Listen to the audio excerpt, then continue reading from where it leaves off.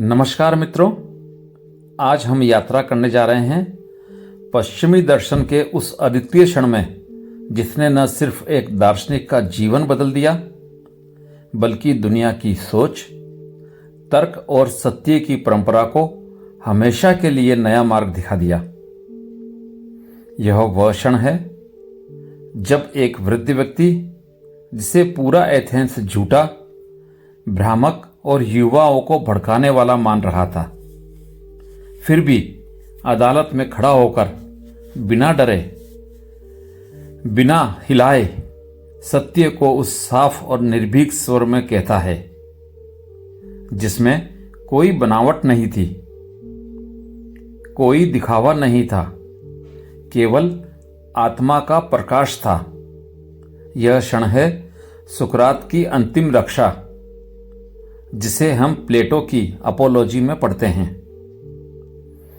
लेकिन यह अपोलॉजी शब्द के कारण कोई समायाचना नहीं है। यह एक रक्षा भाषण है, एक तर्क है, एक प्रामाणिक घोषणा है कि जीवन कैसा जिया जाना चाहिए और किस मूल्य पर सत्य को बेचा नहीं जा सकता। यह उन दुर्लभ क्षणों में से एक है जब एक मनुष्य अकेला होते हुए भी पूर्ण ब्रह्मांड का प्रतिनिधित्व करता दिखाई देता है। एक ऐसा मनुष्य जो भले ही मृत्यु के सामने खड़ा हो, लेकिन मृत्यु नहीं, सत्य उसके पीछे खड़ा हो। आज के इस पहले भाग में हम उस संसार में उतरेंगे जिसे प्लेटो ने अपनी आंखों से देखा, सुना और फिर शाश्वत बना दिया। हम उस युवा प्लेटो की भावनाओं को महसूस करेंगे जिसने अपने गुरु को अदालत में अकेला खड़ा देखा था और जिसके भीतर किसी अदृश्य आग ने दर्शन को एक जीवन भर का समर्पण बना दिया। हम उस एथेंस को समझेंगे जिसके भीतर लोकतंत्र भी था, भीड़ भी, स्वतंत्रता भी थी और संकीर्णता भी। और धीरे धीरे हम दाखिल होंगे सुकरात के भाषण के हृदय में, जहां वह अपने ऊपर लगाए गए आरोपों का उत्तर देता है, नाटकीयता से नहीं बल्कि अद्वितीय आध्यात्मिक स्पष्टता से। तो आइए अपनी चेतना को थोड़ा शांत करें। कल्पना करें कि हम एथेंस की पुरानी पत्थर की इमारतों के बीच चल रहे हैं। अदालत में लगभग 500 जूरी सदस्य हैं, क्रोधित, उलझे हुए, प्रभावित और कुछ शांत, चिंतनशील। बाहर हो रही हलचल धीरे धीरे शोर की तरह मिटती जा रही है और हम देखते हैं एक बुजुर्ग, साधारण चप्पल पहने हुए व्यक्ति अदालत के केंद्र में खड़ा है। कोई भय नहीं, कोई असुरक्षा नहीं, केवल स्थिरता, जैसे कोई प्राचीन वृक्ष शताब्दियों से हवाओं के सामने खड़ा हो रहा हो। वह व्यक्ति है सुकरात।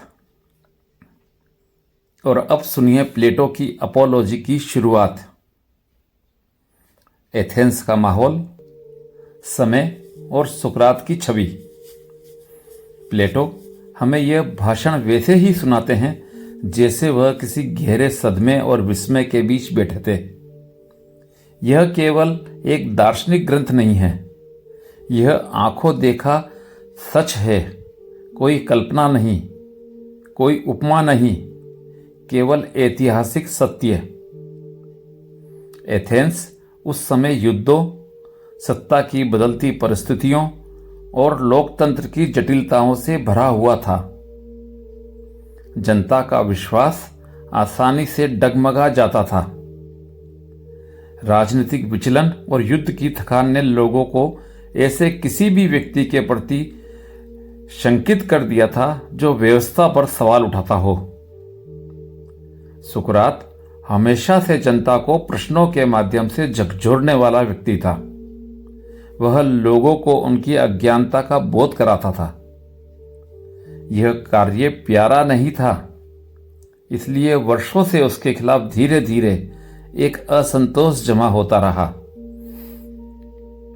प्लेटो बताते हैं कि 3 मुख्य आरोप लगाए गए। पहला, सुकरात देवताओं को नहीं मानता। दूसरा, नए देवताओं की कल्पना करता है। और तीसरा, युवाओं को भ्रष्ट करता है। इन तीनों आरोपों को एथेंस बहुत गंभीरता से लेता था, क्योंकि उनके लिए शहर के देवता और उनकी परंपरा समाज की रीढ़ थे। ऐसे में कोई भी व्यक्ति जो उस संरचना पर सवाल उठाए वह विद्रोही, खतरनाक और अविश्वसनीय माना जाता था। लेकिन सुकरात विद्रोही नहीं था, वह एक खोजी था। उसका उद्देश्य किसी के विरुद्ध खड़ा होना नहीं था, बल्कि सत्य की खोज में चलते हुए गलत को उजागर कर देना था। यह काम बहुतों को चोट पहुंचाता था। सुकरात का आरंभिक संबोधन, डर के बिना बोलना। जब सुकरात बोलने के लिए उठते हैं तो उनकी आवाज लड़खड़ाती नहीं है। प्लेटो बताते हैं कि वह कहता है, अथेनियों, मुझे नहीं पता इस अदालत में बोलते हुए मुझे कैसे लगना चाहिए, लेकिन एक बात मैं साफ कह दूं, मैं आज सत्य बोलूंगा। ना अभिव्यक्ति में कोई नाटक, ना शब्दों की सुंदरता, ना मनाने की कोशिश। जैसा मेरा मन और आत्मा कहती है वैसा ही बोलूंगा। यही वह स्थान है जहां यह भाषण असाधारण बन जाता है। अधिकांश लोग अदालत में अपनी जान बचाने की कोशिश करते हैं। वे विनती करते हैं, भावनात्मक तर्क देते हैं, परिवार, बच्चों, बुजुर्गों का हवाला देते हैं। लेकिन सुकरात स्वयं कह देता है कि मैं यहां अपनी जान बचाने नहीं, बल्कि अपनी बात स्पष्ट रूप से कहने आया हूं। और यहां से प्लेटो के शब्दों में एक बिजली सी दौड़ती है। आप महसूस कर सकते हैं कि वह वृद्ध व्यक्ति कितना विशाल था। उसकी ताकत शरीर में नहीं थी, बल्कि आत्मा में थी। प्रारंभिक आरोपों का उत्तर, मिथ्या छवि का खंडन। सुकरात सबसे पहले उन पुराने अफवाहों का उत्तर देता है जो उसके बारे में दशकों से फैलती रही थी। यही अफवाहें उसकी वास्तविक दोष से भी अधिक गंभीर थी, क्योंकि इन्होंने उसकी एक गलत छवि बना दी थी। लोग कहते थे कि सुकरात उन चीजों की खोज करता है जो आकाश में ऊपर और धरती के भीतर है, यानी वह प्राकृतिक विज्ञान का अन्वेषक है। लोग कहते थे कि सुकरात तर्क का उपयोग कर कमजोर तर्क को भी मजबूत बना देता है, इसलिए वह खतरनाक है। सुकरात हंसकर कहता है, ये बातें मेरे विरोधियों ने बरसों से दोहराई है और इतने समय तक कही गई बात सच मान ली जाती है। मैं ऐसा नहीं हूं। मुझे प्रकृति के रहस्यों में दिलचस्पी नहीं है। मैं बस मानव के मन और उसके अज्ञान को समझने की कोशिश करता हूं। वह यह भी कहता है कि जो लोग उसके बारे में गलत सोचते हैं वे इसलिए ऐसा सोचते हैं क्योंकि वह प्रश्न पूछता है, और प्रश्न पूछने वाला हमेशा लोगों को खटकता है। वह कहता है कि लोगों को यह बुरा लगता है कि यह आदमी मुझे क्यों दिखा रहा है कि मैं उतना बुद्धिमान नहीं जितना मैं सोचता हूं। इस रूप में सुकरात एक दर्पण बन जाता है, और हर व्यक्ति अपने दर्पण को पसंद नहीं करता। डेल्फी का ओरेकल और सुकरात का मिशन। अब प्लेटो हमें उस कथन तक ले जाते हैं जो इस पूरी घटना का केंद्र है। एक मित्र चेरीफोन डेल्फी के मंदिर गया था और वहां उसने एक प्रश्न पूछा था, क्या संसार में सुकरात से बड़ा कोई बुद्धिमान है? और ओरेकल ने उत्तर दिया, नहीं। यह सुनकर सुकरात स्वयं भी आश्चर्यचकित हो गया था। वह स्वयं को ज्ञानी नहीं मानता था। उसने कहा, यदि देवता यह कहते कि मैं ज्ञानी हूं तो इसका कोई अर्थ जरूर होगा। मैं इसे समझना चाहता हूं।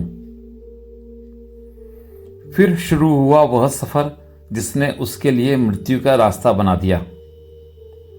सुकरात एथेंस के सबसे प्रसिद्ध राजनीतिज्ञों, कवियों और कारीगरों के पास जाने लगा।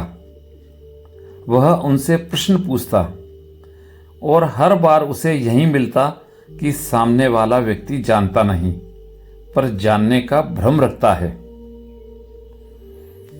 इस प्रक्रिया में सुकरात ने महसूस किया कि उसकी बुद्धिमत्ता यह नहीं थी कि वह बहुत कुछ जानता था, बल्कि यह कि वह जानता था कि वह नहीं जानता।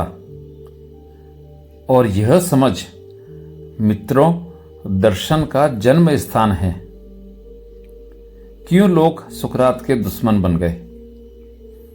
अब यह समझना जरूरी है कि सुकरात की ईमानदार खोज भी उसके जीवन का सबसे बड़ा अपराध बन गई। लोगों को यह अच्छा नहीं लगता कि कोई उन्हें उनकी अज्ञानता का आईना दिखाए। कवियों को यह बुरा लगा कि वह कहता था वे अपनी कविताएं प्रेरणा से लिखते हैं, ज्ञान से नहीं। कारीगरों को यह बुरा लगा कि वो अपने कौशल में तो श्रेष्ठ हैं, लेकिन वे जीवन के प्रश्नों में अज्ञानी हैं। राजनेताओं को यह बुरा लगा कि उनका ज्ञान केवल दिखावा है। सुकरात कहता है, जब लोग अपमानित महसूस करते हैं तब वे क्रोधित होते हैं। जब वे क्रोधित होते हैं तब वे अफवाहें बनाते हैं, और जब अफवाहें वर्षों तक चलती है तो वो सत्य जैसा लगने लगती है। यही उसके खिलाफ सबसे बड़ा मुकदमा बना। लोगों के मन में जमा हुआ अदृश्य जहर, युवाओं का भ्रष्ट होने का आरोप, सुकरात की विनम्र व्याख्या। यह एथेंस के लिए बहुत गंभीर आरोप था कि सुकरात युवाओं को भ्रष्ट कर रहा है। प्लेटो दिखाते हैं कि सुकरात अत्यंत सरलता से प्रश्न पूछता है, मैं युवाओं को भ्रष्ट करता हूं, लेकिन कैसे? किसने कहा? कौन सा युवक यहां खड़ा होकर कह रहा है कि मैं उसे गलत दिशा में ले गया? फिर सुकरात कहता है कि युवाओं को उसकी बातचीत रोचक लगती है, इसलिए वे उसके आसपास रहते हैं।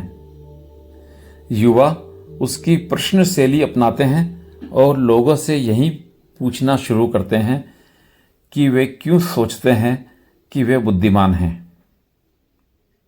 और लोग जब युवाओं से प्रश्न पूछे जाने पर बौखलाते हैं तो वे मान लेते हैं कि यह सब सुकरात ने उन्हें सिखाया है। यह एक गहरी टिप्पणी है। समाज हमेशा सवाल पूछने वालों को पसंद नहीं करता, और जब सवाल युवा पूछे तो और भी कम। देवताओं को न मानने का आरोप, विरोधाभास का पर्दाफाश। यह सबसे महत्वपूर्ण हिस्सा है। सुकरात पर आरोप था कि वह एथेंस के देवताओं को नहीं मानता और नए देवताओं का निर्माण करता है। सुकरात बेहद तर्कपूर्ण ढंग से कहता है, यदि मैं नए देवताओं को मानता हूं तो इसका अर्थ है कि मैं देवताओं को मानता हूं। दोनों बातें एक साथ असंभव है। मैं देवताओं को मानता भी नहीं और नए देवता भी गढ़ता हूं। यह आरोप ही विरोधाभासी है। वह यह भी स्पष्टीकरण देता है कि यदि वह देवीय संकेत की बात करता है तो यह स्पष्ट रूप से दर्शाता है कि वह देवीय शक्ति को स्वीकार करता है। प्लेटो लिखते हैं कि जूरी का बड़ा भाग यहां असहज हो जाता है। तर्क स्पष्ट था, लोक आस्था और राजनीतिक रोष ने उन्हें आरोप लगाने पर मजबूर किया था। तर्क उनके साथ नहीं था। सुकरात का अंतिम स्वर, मैं भाग नहीं सकता। पहले भाग का यह अंतिम और अत्यंत मार्मिक क्षण है।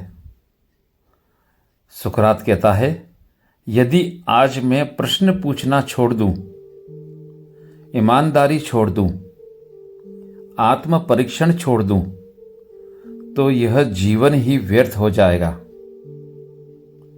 मैं भाग सकता हूं, बच सकता हूं, चुप हो सकता हूं, लेकिन यह मैं नहीं हूं। सत्य का जीवन सबसे मूल्यवान है, और यदि सत्य जीवन को ही त्यागना पड़े तो वह मृत्यु ही बेहतर है।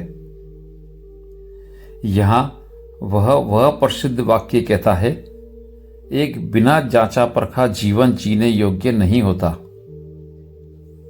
प्लेटो के शब्द यहां किसी महाकाव्य का भाव देते हैं। एक वृद्ध व्यक्ति मृत्यु के सामने खड़ा होकर मानव इतिहास का एक ऐसा वाक्य बोल देता है जो आने वाली सहस्त्राब्दियों तक सभ्यता को दिशा देता है। अब तक हम पहुंचे थे उस निर्णायक क्षण तक जब सुकरात ने आरोपों का उत्तर दे दिया था, तर्कों के माध्यम से सारे भ्रमों को दूर कर दिया था, और अब जूरी को निर्णय लेना था।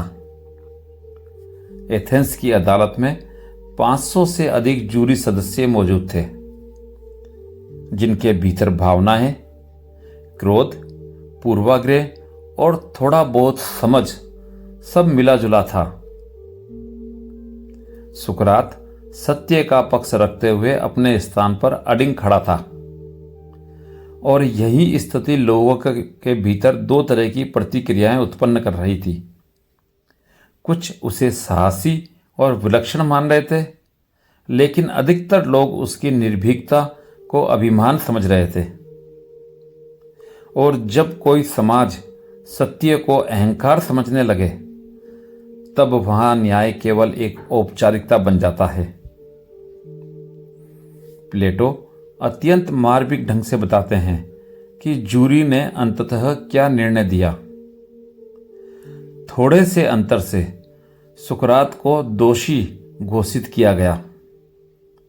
यह वह पल था जब पूरा वातावरण एक अनिश्चित सन्नाटे में बदल गया। ऐसा नहीं कि लोग परिणाम नहीं जानते थे, लेकिन फिर भी एक वृद्ध, सरल, सत्यवादी व्यक्ति को दोषी मान लेना मन की शांति को विचलित कर देता है। प्लेटो स्वयं वहां युवक के रूप में मौजूद थे और कहते हैं कि उन्हें ऐसा लगा मानो एथेंस ने अपनी आत्मा को ठुकरा दिया हो। सुकरात शांत खड़ा था, जैसे संसार की कोई भी घटना उसकी चेतना के भीतर हलचल नहीं पैदा कर सकती। लेकिन एथेंस का न्याय प्रक्रिया कानून के मुताबिक आगे चलती है। दोष तय होने के बाद दोनों पक्षों को दंड का प्रस्ताव रखने का अधिकार था। अभियोग पक्ष ने प्रस्ताव रखा कि सुकरात को मृत्यु दंड दिया जाए। अब बारी थी सुकरात की कि वह किस प्रकार का दंड स्वीकार करता है। यही वह क्षण है जब प्लेटो हमें दिखाते हैं कि सुकरात सत्य को केवल बोलता ही नहीं था, वह उसे जीता भी था। सुकरात एक क्षण के लिए भी भयभीत मनुष्य जैसा व्यवहार नहीं करता। वह खड़ा होता है और अत्यंत सरलता से कहता है कि यदि मैंने सच में एथेंस को कोई हानि पहुंचाई होती, यदि मैंने युवाओं को गलत दिशा में धकेला होता, यदि मेरे कारण नगर का नैतिक पतन हो रहा होता, तो मुझे दंडित किया जाना चाहिए था। लेकिन क्योंकि मैं जो कुछ कर रहा था वह शहर के लिए एक वरदान था, क्योंकि मैं लोगों की आत्मा को जगाने वाला घोड़े की तरह नुकीला काटा था, इसलिए मेरा उचित दंड होना चाहिए कि एथेंस मुझे सम्मान के साथ पुरस्कृत करे, न कि दंड दे। और फिर वह कहता है कि यदि शहर किसी वृद्ध, सत्यवादी, ईमानदार व्यक्ति को जीवन भर की सेवा के लिए सम्मानित करना चाहे तो वह मुझे शहर के प्रमुख भवन प्रिटेनियम में भोजन और सम्मान दे। उसकी यह बात जूरी को अत्यंत नागवार लगी, क्योंकि वे एक ऐसे व्यक्ति से पश्चाताप की उम्मीद कर रहे थे जो अपनी जान बचाना चाहता हो, लेकिन सुकरात जीवन बचाना नहीं चाहता था यदि उसकी कीमत सत्य छोड़ना हो। प्लेटो बताते हैं कि यह सुनकर कुछ जूरी सदस्य और अधिक क्रोधित हो गए, लेकिन कुछ इतने प्रभावित हुए कि वे स्वतः ही समझने लगे कि यह व्यक्ति सामान्य मानव नहीं है।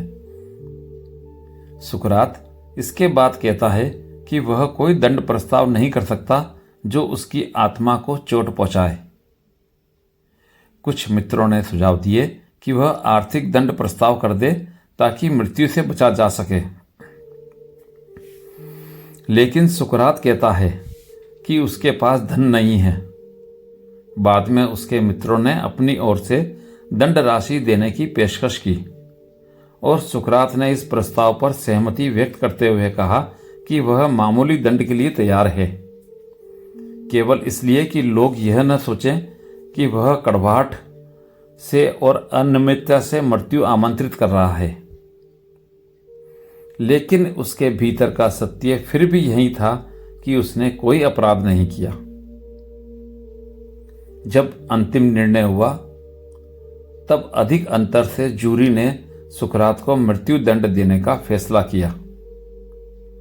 यह निर्णय सुनकर अदालत में एक हलचल फैल गई। कुछ लोग स्तब्ध, कुछ खुश, कुछ संतुष्ट और कुछ आंतरिक पीड़ा से भर गए, और सुकरात केवल मुस्कुरा रहा था, जैसे उसके सामने कोई अत्यंत सरल बात प्रकट की गई हो। प्लेटो उस पल को याद करते हुए कहते हैं, उसकी शांति किसी ऋषि की तरह थी, किसी ऐसे मनुष्य की तरह जिसने जीवन और मृत्यु दोनों को समझ लिया हो। अब सुकरात अपने अंतिम भाषण की ओर बढ़ता है। यह भाषण 3 हिस्सों में बटा हुआ है। पहला भाग दोषी ठहराने वालों से, दूसरा भाग उन जूरी सदस्यों से जिन्होंने उसे दोषी नहीं माना, और तीसरा भाग पूरे एथेंस से। पहले हिस्से में सुकरात कहता है कि तुमने मुझे मृत्यु की सजा दी है, लेकिन तुम्हें यह सोचना चाहिए कि वास्तव में किसे नुकसान पहुंचा है। मैं वृद्ध हो चुका हूं, प्राकृतिक रूप से भी मेरा अंत निकट था। तुमने केवल इतना किया है कि मेरा अंत थोड़ा जल्दी कर दिया, लेकिन तुमने अपने आप को एक गहरे पाप में डाल लिया है।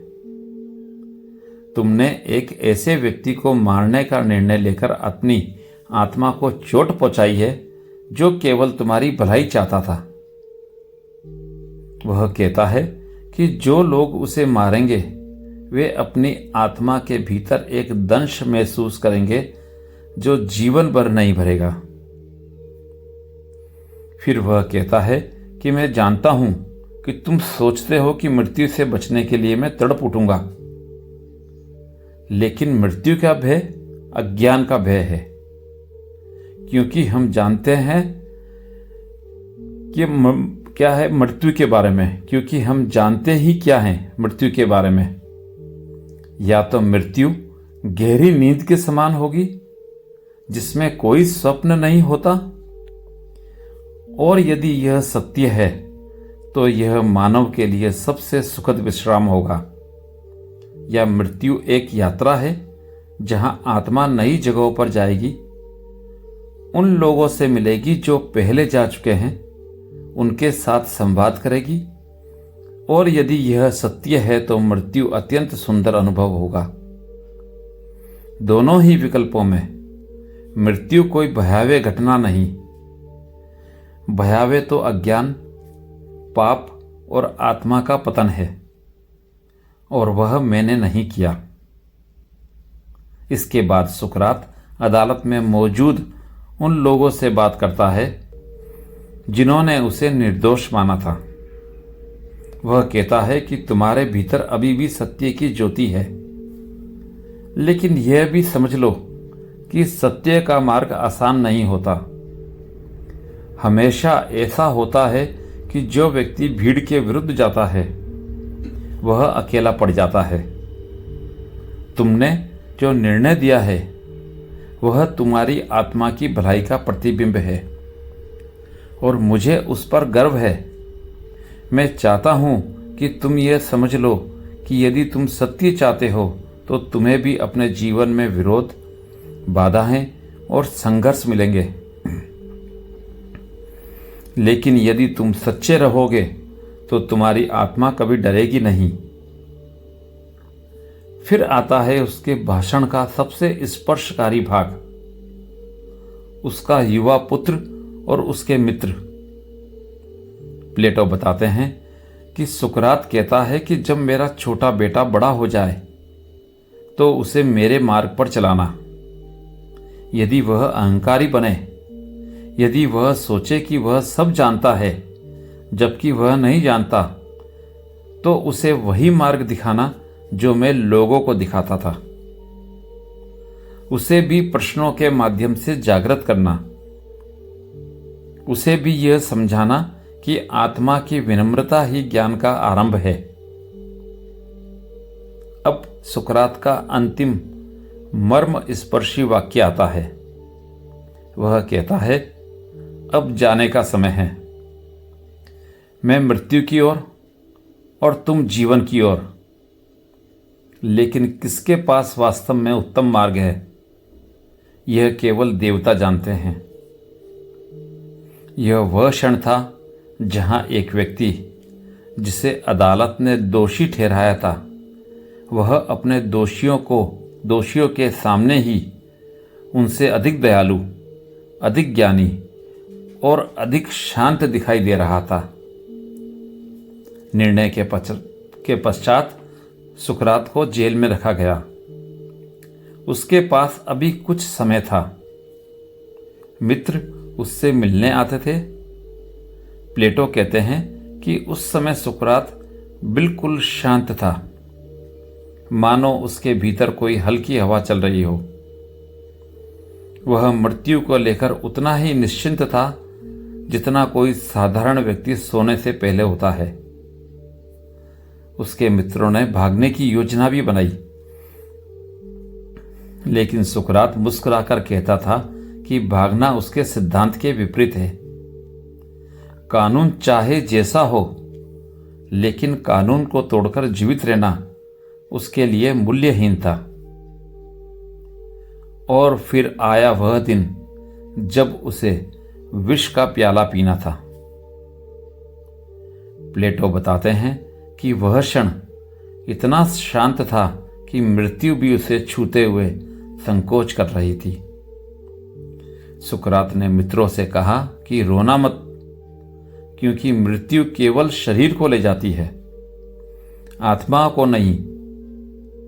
उसने हेमलोक का प्याला हाथ में लिया और अपने सहज स्वर में पूछा, क्या यह ठीक है कि मैं इसे एक बार में पी जाऊं? और जेलर ने सिर हिलाया। सुकरात ने धीरे से प्याला उठा होठों से लगाया और पी लिया। कुछ क्षणों में उसके पैरों में शीतलता फैलने लगी। प्लेटो लिखते हैं कि वह अपने अंतिम क्षणों में भी अपने मित्रों को समझा रहा था कि जागरूकता मृत्यु के क्षण में भी बनी रहनी चाहिए। धीरे धीरे शिथिलता ऊपर की ओर बढ़ी और अंततः सुकरात स्थिर हो गया। एथेंस में उस दिन सूर्य कुछ धुंधला दिखाई देता था, जैसे वह भी एक महान आत्मा के प्रस्थान से आहत हो। प्लेटो कहते हैं कि उस क्षण संसार ने अपनी सबसे स्वच्छ आत्माओं में से एक को खो दिया, लेकिन उसकी मृत्यु केवल शरीर की मृत्यु थी, विचारों की नहीं। प्लेटो की अपोलॉजी यही प्रमाण है कि सत्य कभी नष्ट नहीं होता। वह समय, मृत्यु और भीड़ की नासमझी से भी अधिक स्थायी होता है। सुकरात चला गया, लेकिन उसके द्वारा बोए गए प्रश्न आज भी हमारे भीतर जगते हैं। और यही है इस ग्रंथ का सार। जीवन का मापन धन, उपलब्धियों और लोकप्रियता से नहीं होता, बल्कि सत्य, आत्मपरीक्षण, विनम्रता और न्याय से होता है। सुकरात हमें सिखाता है कि सही जीवन वह है जिसमें हम साहसपूर्वक प्रश्न करते हैं, अपनी अज्ञानता को पहचानते हैं और सत्य के मार्ग पर चलते हैं, चाहे वह मार्ग अकेलेपन की ओर ले जाए या मृत्यु की ओर।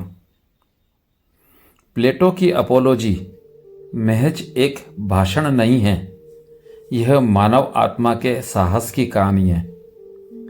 यह हमें बताती है कि संसार के सबसे महान लोग वे नहीं हैं जो भीड़ को प्रभावित करते हैं, बल्कि वे हैं जो भीड़ के विरुद्ध खड़े होकर भी सत्य का साथ नहीं छोड़ते। और शायद इसी कारण सुकरात की मृत्यु के बाद उसका जीवन और अधिक विशाल होकर उभरा। प्लेटो ने उसकी स्मृति को अमर कर दिया और इतिहास ने उसे मानवता के सबसे महान गुरुओं में स्थान दिया। एक वृद्ध व्यक्ति, साधारण वस्तुओं में आसानी से उपहास का पात्र बनने वाला, मृत्यु का सामना करते हुए एक ऐसी रोशनी में बदल गया जो हजारों वर्षों से मानवता की दिशा निर्धारित कर रही है। यह सुनने के बाद आपको क्या लगता है? कमेंट करके जरूर बताएं।